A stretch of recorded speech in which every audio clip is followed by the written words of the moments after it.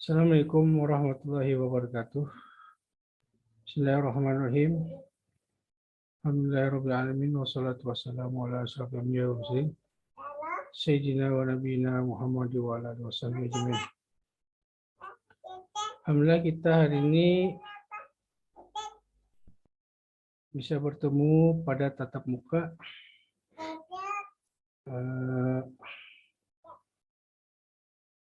Pada hari ini materi kita tentang perilaku organisasi.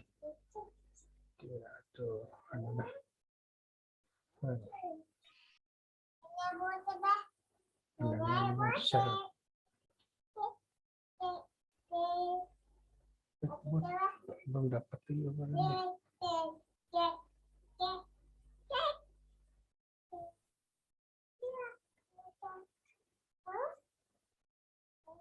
materinya lah, entahlah.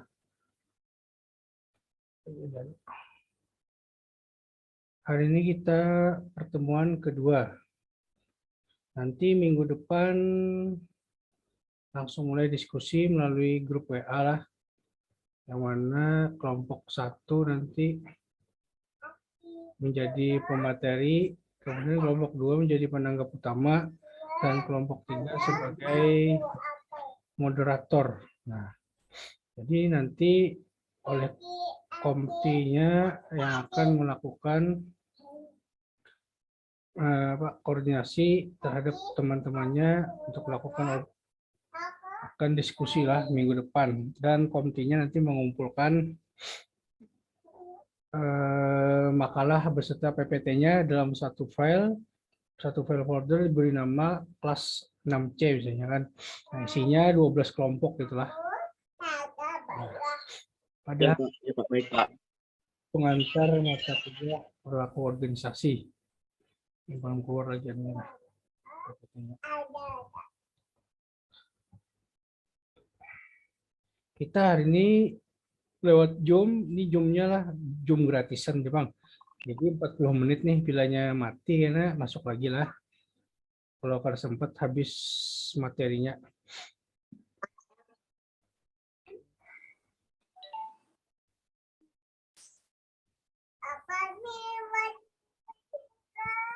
Kenapa nih kita mau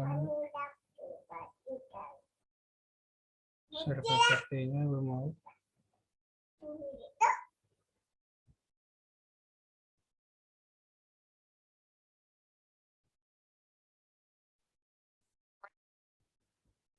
Oke.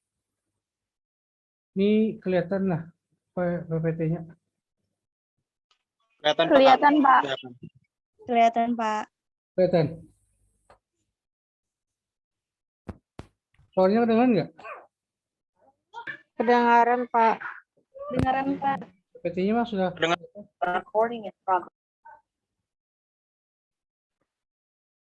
PPT-nya kelihatan nggak? PPT di Bapak nih? Kelihatan, Pak. Oke. Kita langsung mulai. Pengantar perilaku organisasi.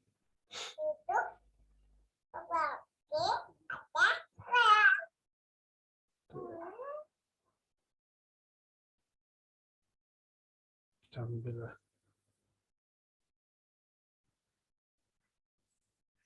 Pengantar. Nah.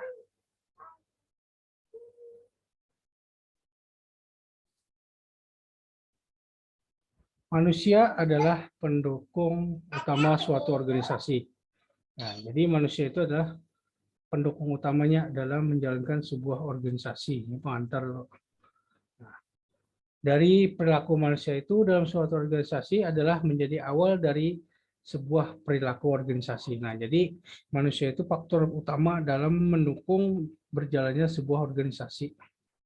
Nah, tujuannya apa? Tujuannya agar organisasi itu tercapai atau sasarannya dapat tercapai dengan efektif dan efisien. Nah, sehingga dalam hal ini sangat penting untuk mempelajari aspek-aspek yang mempengaruhi perilaku manusia di dalam organisasi. Jadi aspek-aspek yang mempengaruhi di perilaku manusia dalam sebuah organisasi itu perlu dipelajari. Nah, dalam hal ini adalah mata kuliah kita perilaku organisasi. Nah, jadi uraian dalam pembahasan masalah perilaku organisasi ini akan memberikan pengetahuan yang mendasar ini Jadi teori dalam materi kuliah kita ini adalah menjadi dasar bagaimana kita nanti mengenal atau memahami betapa pentingnya sebuah faktor dari perilaku manusia itu dalam menjalankan sebuah organisasi. Nah, ini pengantar perilaku organisasi.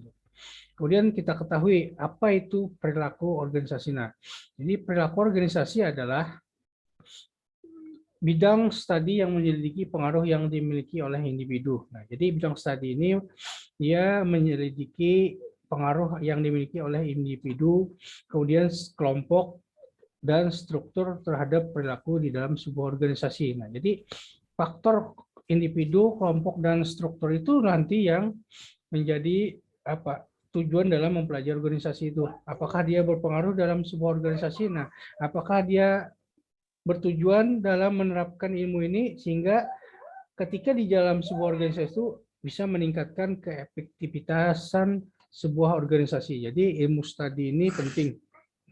Studi perilaku nih untuk memahami betapa faktor dari perilaku organisasi itu mampu mempengaruhi sebuah organisasi lah. Nah, itu yang dinamakan perilaku organisasi.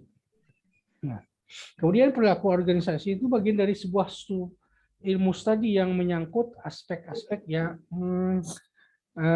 mempelajari tingkah laku manusia dalam sebuah organisasi atau suatu kelompok tertentu. Nah, jadi perilaku organisasi ini dia merupakan studi khusus. Nah, yang menyangkut aspek-aspek tingkah laku manusia dengan kata lain perilaku. Yang mana di dalam aspek-aspek itu bisa ditimbulkan dari pengaruh organisasi terhadap manusia ataupun sebaliknya aspek yang ditimbulkan dari manusia terhadap organisasi. Jadi organisasi itu memberikan dampak pengaruh baik pada individu atau individunya yang mempengaruhi sebuah organisasi. Nah, misalnya kita masuk kuliah ke kampus IAIN. Tentu kampus IAIN itu merupakan institusi organisasi besar. Nah, besarnya itu apa? Dalam hal kampus Islam. Nah, ketika kita masuk ke sebuah kampus Islam, tentu perilaku kita akan berubah. Yang asalnya orang awam atau umum, dia ketika masuk di dalam kawasan yang bernuansa Islam atau religius nanti akan mempengaruhi perilakunya itu. Nah, bisa juga, misalnya kan dari segi pakaian, perempuan misalnya harus pakai jilbab dan jubah misalnya kan. Laki-lakinya misalnya harus sopan misalnya kan atau pakai peci dan sebagainya. Itu adalah pengaruh dari sebuah organisasi. Kemudian pengaruh dari individu kan terhadap organisasi bagaimana? Ketika sebuah organisasi atau kampus itu misalnya kita masuki kampus Islam. Nah, pengaruhnya apa? Ketika kita menjadi seorang mahasiswa atau mahasiswi di sebuah kampus Islam, tentu akhlak yang menjadi prioritas dalam sebuah tujuan organisasi di kampus itu. Nah, jadi perbaikan akhlak misalnya, menonjolkan sikap-sikap akhlak Islami. Nah, itu yang mempengaruhi bagaimana sebuah organisasi itu bisa berjalan sesuai visi misinya. Visinya apa? Religius Islami misalnya. Nah, itu akan tercapai dari segi perilaku tadi. Nah, itu yang menjadikan studi ini kenapa harus mempelajari tingkah laku manusia tadi dalam sebuah organisasi. Nah, itulah. Kemudian lanjut, secara sederhana, dalam mempelajari organisasi atau perilaku organisasi itu tercakup 4 unsur utama. Nah, pertama apa? Pertama adalah aspek psikologis tindakan manusia itu. Dari perilaku manusia itu merupakan aspek psikologis. Nah, tadi kami di sekolahan berebutan sebagai hasil dari studi psikologi. Jadi aspek psikologis itu adalah tindakan manusia itu, artinya perilaku manusia itu menjadi sasaran objek dari studi perilaku organisasi, yakni studi psikologi. Nah, jadi ini studi psikologi ini membantu dalam memahami ilmu perilaku organisasi. Kemudian yang kedua adalah ada bagian yang relevan atau ilmu pengetahuan yang relevan dalam usaha mempelajari tindakan manusia dalam organisasi. Jadi nanti di slide selanjutnya nanti akan dibahas ada beberapa cabang ilmu yang menjadi penunjang dalam sebuah usaha dalam mempelajari mata kuliah kita perilaku organisasi sini. Nah, jadi ada beberapa cabang ilmu pengetahuan yang dianggap cukup relevan dalam usaha mempelajari tindakan manusia di dalam berorganisasi. Nah, itu yang kedua. Yang ketiga adalah perilaku organisasi sebagai bagian dari suatu disiplin ilmu. Nah, jadi perilaku organisasi itu dia adalah apa? Bagian dari suatu disiplin. Nah, bagaimana sebuah individu itu mempengaruhi jalannya sebuah organisasi dan siapa yang mengatur dan siapa yang mengawasi mereka. Nah, jadi yang mengatur dan mengawasi itu nanti yang akan mendisiplinkan perilaku manusianya di dalam organisasi, misalnya pimpinan, misalnya dalam hal apa kegiatan-kegiatan berorganisasi baik dalam rapat dan kegiatan lainnya itu tentu harus disiplin waktu. Kemudian disiplin anggotanya. Nah, itu yang faktor mempengaruhi adalah siapa yang mengatur dan siapa yang mengawasi. Nah, itu yang bagian ketiga. Kemudian yang keempat adalah meskipun karakteristik atau apa masing-masing individu memiliki keunikan yang khas, misalnya kan setiap individu itu tentu memiliki karakteristik yang berbeda. Ada orang Jawa, Banjar, Dayak dan sebagainya. Itu tentu berbeda setiap karakternya. Nah, jadi perilaku organisasi itu condong lebih banyak menekankan pada tuntutan seorang manajer atau pimpinan dalam tercapainya sebuah organisasi, tujuan organisasi lah. Jadi diusahakan bahwa dalam organisasi itu pimpinan yang lebih lebih istilahnya tuh lebih menekankan pada seorang karakter pemimpinnya itu. Nah, bagaimana seorang pemimpin atau manajer itu mengarahkan anak buahnya supaya bisa menjalankan organisasi itu sesuai dengan visi dan misinya misalnya. Nah, dengan demikian selalu diusahakan agar usaha masing-masing individu itu harus selaras dengan tujuan organisasi. Jadi pimpinan itu harus menyelaraskan bagaimana tujuan dan visi misi dari sebuah organisasi dengan tujuan dari anak buahnya atau dari sekelompok orang yang ikut di dalam sebuah organisasi itu harus saling mendukung misalnya kan. Nah, karena mau misalnya masuk sebuah organisasi itu kan tujuannya apa? Anak mencari apa? Misalnya anak mencari jodoh, nah, lain sudah luput sudah. Jadi harus diselaraskan dengan tujuan masuk organisasi itu misalnya HMJ atau HMPS ekonomi syariah. Nah, apa tujuannya? Nah, memajukan prodi ekonomi syariah misalnya supaya terkenal di dunia luar misalnya kan. Nah, itu bagian dari sebuah tujuan misalnya. Nah, tentu seorang pemimpin yang akan menggerakkan anak buahnya supaya bisa menjalankan dari visi misi itulah. Nah, itu 4 aspek tadi.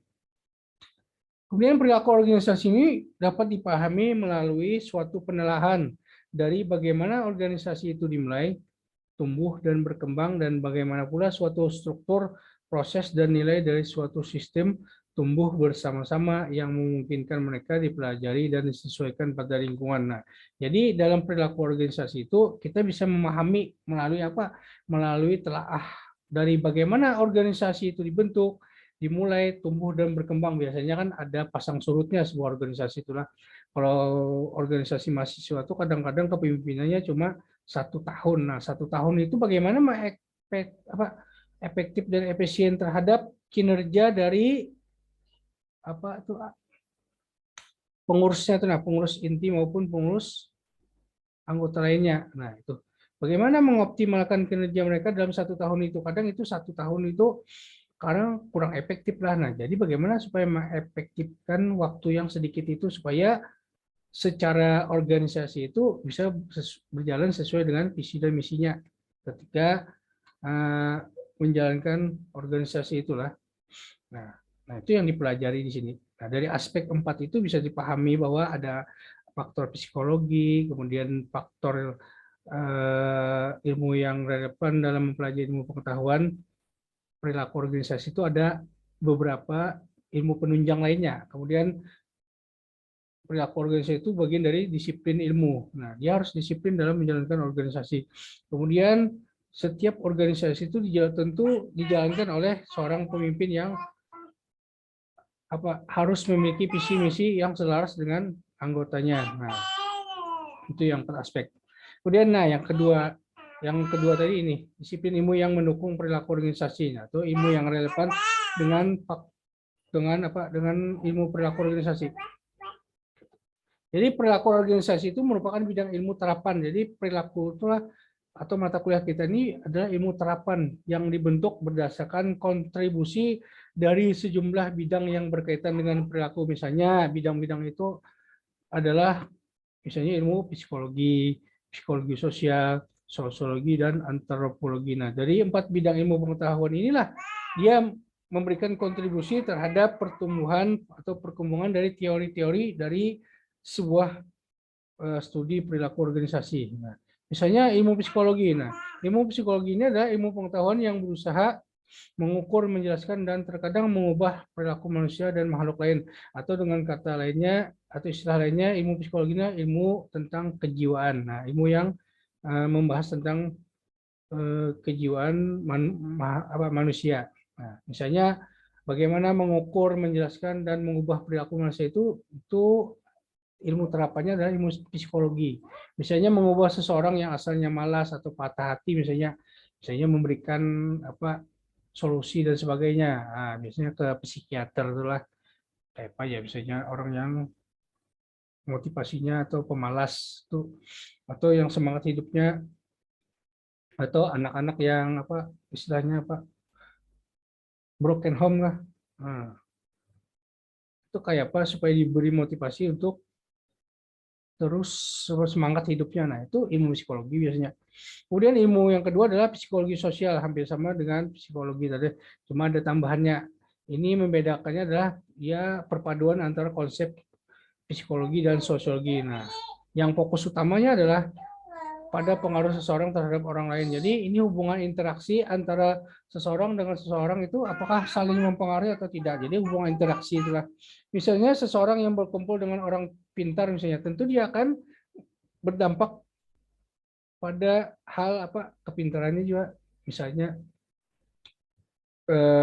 berkumpul dengan kelompok yang rajin, tentu akan ikut juga rajin ya Allah. Kalau istilah dalam Islam itu bila bergaul dengan orang baik tentu akan terjangkit juga dengan baik. Misalnya orang berkumpul dengan orang yang penjualnya harum, tentu akan dapat juga harumnya. Nah, itulah istilahnya lah. Nah, itu dalam psikologi sosial. Kemudian ilmu selanjutnya adalah ilmu sosiologi. Sosiologi itu apa? Ilmu yang mempelajari tentang lingkungan sosial dan kultur mereka, atau secara ringkasnya adalah suatu keilmuan mengenai hubungan interaksi manusia. Jadi hubungan interaksi manusia itu yang membahas adalah ilmu sosiologi. Nah, oleh karena itu sosiologi ini lebih banyak menitik beratkan penelitiannya pada wilayah kelompok. Misalnya kelompok dalam mahasiswa itu misalnya kan ada kelompok mahasiswa yang misalnya mahasiswi lah di dalam kelas itu yang suka drakor, misalnya drama Korea ya misalnya itu jelas. Nah, itu yang mempelajarinya adalah ilmu sosiologi. Nah, kemudian yang terakhir ilmu antropologi. Nah, ini ilmu penunjang yang selanjutnya. Ilmu antropologi adalah ilmu tentang studi kemasyarakatan untuk mempelajari manusia dan aktivitas-aktivitas mereka. Jadi ilmu studi kemasyarakatan ini contohnya kayak mempelajari tentang kebudayaan di suatu masyarakat, atau istilahnya adat istiadat misalnya, atau kemajuan dari sebuah wilayah itu dari segi ekonomi, dari segi pengetahuan maupun teknologi. Itu yang mempelajari ada antropologi. Misalnya di budaya Dayak dan Banjar itu bagaimana misalnya dalam sebuah lingkungan. Nah, itu yang mempelajarinya adalah antropologi wilayahnya tuh. Nah, jadi 4 ilmu inilah yang menjadi penunjang atau memberikan kontribusi dalam memahami sebuah studi perilaku organisasi. Misalnya nanti ada kelompok materi tentang motivasi. Nah, motivasi itu bagian dari penunjang kontribusinya adalah ilmu psikologi. Nah, itu diantaranya salah satunya penunjang ilmu. Nah, dari 4 inilah yang menjadi tambahan atau kontribusi dalam penunjang ilmu kita nih, ilmu perilaku organisasi. Kemudian tujuan dari mempelajari sebuah perilaku organisasi itu apa? Tujuan praktisnya. Nah, secara sederhana tujuan praktis itu kan istilahnya yang simpelnya nih. Dari penelitian studi ini adalah untuk mendeterminasi bagaimanakah perilaku manusia itu mempengaruhi usaha dalam pencapaian tujuan-tujuan organisasi. Jadi kita ini diarahkan untuk melihat sejauh mana sebuah perilaku manusia itu terhadap pengaruhnya terhadap usaha pencapaian tujuan dari organisasi. Nah, itu dulu tujuannya. Misalnya tujuan dari organisasi itu berpengaruh kada dari perilaku manusianya, atau perilaku manusia itu berpengaruh kada dalam usaha pencapaian tujuan. Misalnya perilaku sebuah kelompok, ada kelompok yang rajin misalnya dengan malas, tentu akan berpengaruh terhadap tujuan organisasi atau kelompok. Misalnya dalam kelompok tugas makalah aja, misalnya di dalam kelompok itu tentu ada yang rajin, ada yang setengah rajin, ada yang kada tahu napa-napa, misalnya kan ngumpul duit kada jua, nggawi kada jua, timbul tiba-tiba ada aja namanya di kelompok kan. Nah, itu mempengaruhi kada dengan kinerja dari sebuah organisasi. Nah, itu baik contohnya lah. Jadi tujuan utamanya mempelajari ini, kita bisa melihat bagaimana atau sejauh mana perilaku individu itu mempengaruhi sebuah tujuan organisasi itu. Nah, itu tujuan utamanya dalam ilmu perilaku organisasi. Nah, habis dah kesimpulan. Nah, ini habis dah berarti. Kesimpulan, dapat disimpulkan beberapa hal yang sangat penting untuk diperhatikan. Nah, jadi kesimpulannya dari mempelajari ilmu perilaku ini, pertama adalah perilaku organisasi itu adalah suatu bidang yang interdisipliner. Nah, maksudnya ada beberapa cabang ilmu yang menjadi penunjang mata kuliah kita ini. Di antaranya tadi kan sudah disebutkan ilmu psikologi, sosiologi, dan sebagainya. Nah, itu yang maksudnya interdisipliner lah. Jadi ada kontribusi dari ilmu pengetahuan lain dan yang memanfaatkan hasil dari cabang ilmu yang lain tadi. Nah, jadi memanfaatkan hasil dari cabang ilmu lain, misalnya dari segi ilmu psikologi, mengetahui karakter seseorang misalnya. Nah, itu ilmu psikologi itu diambil. Bagaimana bisa menyikapi seseorang yang kadang malas dan kadang misalnya motivasinya kurang. Nah, itu yang mengarahkan adalah ilmu psikologi. Nah, itu yang membantu dalam ilmu perilaku tadi.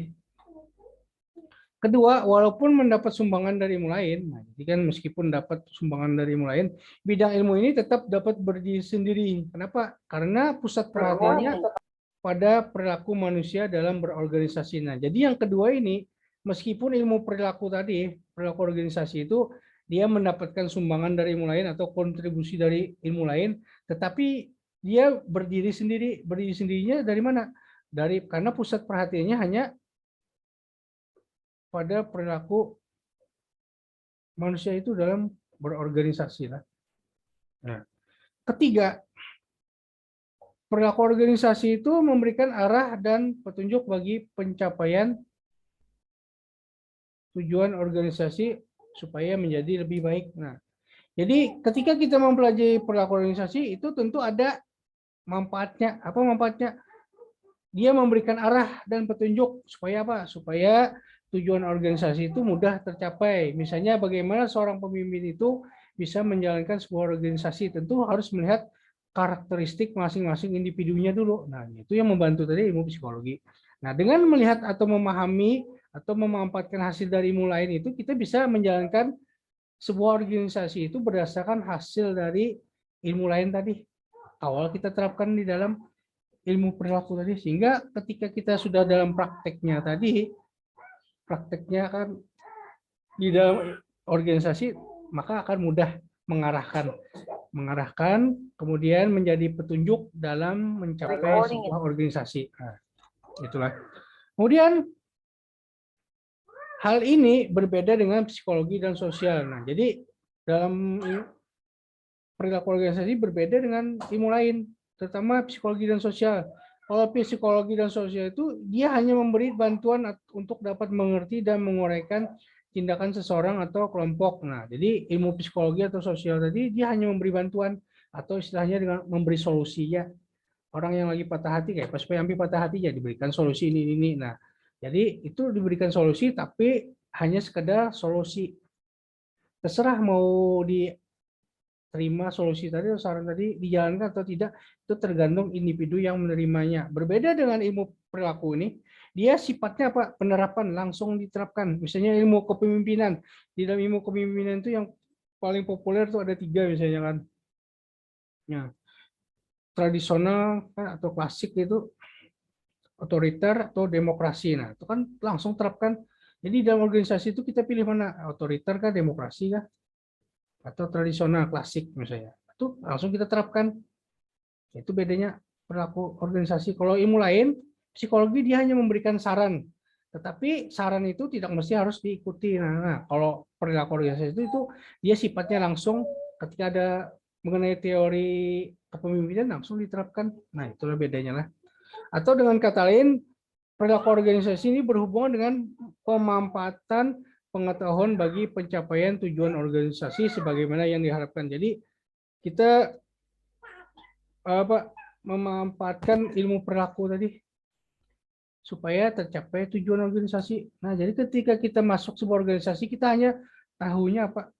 Tahu masuk aja. Teori-teori dalam perilaku itu kan tahu, misalnya bagaimana karakter individu tuh, bagaimana menyikapi karakter individu yang berbeda, bagaimana misalnya melihati apa dalam sebuah organisasi itu ada konflik. Nah, manajemen konfliknya seperti apa? Nah, itu diterapkan nanti manajemen konfliknya. Nah, kemudian kepemimpinan yang bagus itu seperti apa? Nah, kemudian struktur organisasi itu yang bagaimana, sistem komando kah atau sistem apa misalnya kan. Nah, itu tergantung nanti pilihan dari pemangku kebijakan dalam menjalankan organisasi itu. Nah, itulah. Oke, nah, habis dah. Nah, sampai di sini pengantar kita. Apa ada yang ditanyakan nih? Kesimpulannya tadi kan. Ya, cukup jelas, Pak. Nah, jadi nanti Bapak kirim anunya lah, PPT-nya nanti atau PDF-nya. Nah, jadi kita tekankan lagi dalam materi perilaku organisasi bahwa yang menjadi faktor utama dalam perilaku organisasi itu atau yang menjalankan organisasi itu adalah manusianya. Nah, manusianya inilah yang nanti menjalankan organisasi. Nah, dalam hal ini apa yang menjadi faktor utamanya itu apa? Yakni perilakunya tadi. Di dalam perilaku manusia itu tentu ada beberapa hal, baik yang positif maupun negatif. Nah, itu nanti akan mempengaruhi kinerja dari sebuah organisasi. Nah, jadi aspek-aspek yang mempengaruhi perilaku manusia itulah yang nanti kita pelajari dalam memahami sebuah organisasi itu apakah dia berjalan efektif atau tidak. Nah, itulah itu poinnya. Kemudian perilaku organisasi itu cabang ilmu yang mana dia diberi kontribusi oleh ilmu lainnya. Ilmu lainnya tadi kan ilmu psikologi, sosial. Nah, jadi dia memanfaatkan hasil dari pengetahuan ilmu lainnya seperti ilmu psikologi, sosial, sosiologi, dan antropologi. Nah, itu dimanfaatkan pengetahuan dari ilmu itu tadi. Sehingga kontribusinya akan terlihat ketika menjalankan teori-teori tadi dalam sebuah praktek di organisasi. Nah, misalnya apa perilaku individu. Nah, perilaku individu itu ciri-cirinya apa saja. Nah, itu ilmu yang membahas nanti adalah kontribusinya itu ilmu psikologi. Kemudian hubungan sosial perilaku kelompok. Nah, perilaku kelompok itu tentu ada interaksi antara satu dengan lainnya. Nah, itu psikologi sosial dan sosiologi itu yang membahas. Nah, itulah. Oke, 10 menit lagi. Kira-kira bisa dimengerti lah. Mungkin agak terlalu cepat kan penjelasan Bapak ini lah. Maklum Zoom nih, Zoom Bapak nih gratisan lah. Karena sempat beli yang bayar telah. Jadi terbatas waktunya 40 menit. Sisa 10 menit lagi. Jadi nanti minggu depan lah komtinya nanti mengumpulkan semua makalahnya dan PPT-nya dalam satu folder lah. Kelompok 1, kelompok 2, sampai kelompok 12. Nah, nanti dikumpul filenya, nanti diekstrak satu folder tadi yang berisi 12 makalah dan PPT, kirim ke email Bapak lah. Nah, nanti komtinya lah, bisa dimengerti itulah. Untuk, Ya, Pak. untuk diskusi nanti kita grup WA aja gitu lah, untuk menghemat waktu. Kalau pakai Zoom atau kadang ada yang kadang memperhatikan juga. Banyak ketinggalan. Nah, hendak main offline 15 orangnya di kelas, tanggung juga. Sisanya di kampung. Kalau pindah di Satgas COVID kena 15 jutaan denda kita. Jadi bila ketahuan Satgas COVID 15 juta denda. Itu beratnya. Padahal mata kuliah kita ini banyak game-nya sebenarnya lah. Ada game-nya perilaku organisasi ini kalau di kelas. Biasanya menggunakan video di TV video itu nah. Ada game-nya biasanya. Kayak di TV-TV itu ada game apa tuh, game show tuh. Misalnya tebak kata, misalnya komunikasi itu tebak kata, misalnya tuh ada gamenya tuh rame tuh. Kemudian perilaku kelompok misalnya apa kayak main ular apa yang kekanakan tuh. Nah, ular naga apa aja, nah, modelnya kayak itulah. Itu rame sebenarnya perilaku organisasi kita nih, ada gamenya kalau di kelas. Cuma karena COVID nih lah dibatasi, ini 15 orang aja. Cuma tanggung, Anda kayak Bapak, tanggung tadi. Ada yang bisa, ada yang kada. Lawan juga apa? Misalnya maju kelompok satu, tiba-tiba kelompok penanggapnya di kampung, nah susah juga lah. Jadi paksa di grup aja dah, di grup WA. Ya lah, jelas lah. Jelas, Pak. Kalau apa ya lah di grup WA lah. Di grup WA tuh kawan Ya, santai begini kam sambil nonton TV gini kawan masih. Ya, Pak. Sambil main game gini kawan lah. Nah, jadi minta maaf, minta hal, minta ridho lah bila selama pembelajaran kita nanti terkendala dengan tadi itulah penjelasannya ini kan. Jadi cukup Bapak aja yang pakai jumlah. Kasihan begini kam, kasihan kuotanya tuh nah. Ini kan ada pembagian kuota lagi nah untuk mahasiswa. Adalah sudah dapat. Kada dapat Nah, makanya itu kasihan juga 12 kali pertemuan pakai Zoom beratan atau pakai Google Meet. Kasihan juga kuota begini, apalagi yang di kampung lah jaringan kadang kadang. Nah, itu. Oke, dari materi ini ada yang ditanyakan sebelum kita akhiri. Sengaja Bapak ringkas waktunya nih supaya pas. Absennya kan di mana, Pak? Absennya nanti ini sudah hadir semua kalau lah. Nanti Bapak absenkan di simak. Ini Bapak foto juga sudah, Bapak chapter juga sudah di nah. Sudah hadir semua kalau lah. Kira-kira nanti Bapak absenkan di simak itu nanti. Nah, minggu depan nanti baru dimulai diskusi kita pertemuan yang ketiga, kelompok 1, kelompok 2 nanti yang menjadi penanggap utama, kelompok 3 yang menjadi moderator. Nanti di rolling itu sampai 12 kelompok.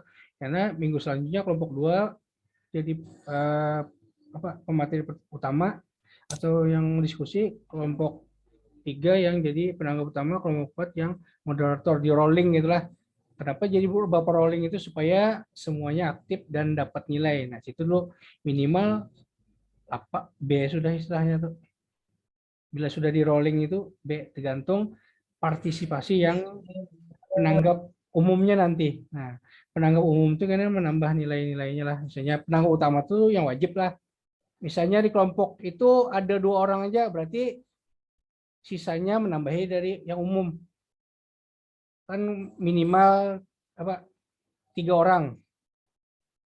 Penanya sesi pertama misalnya 3 orang, selanjutnya sesi kedua, nah tambahannya itu penanggap umum. Pernah lo dengan Bapak itu lah? Rasanya pernah lah.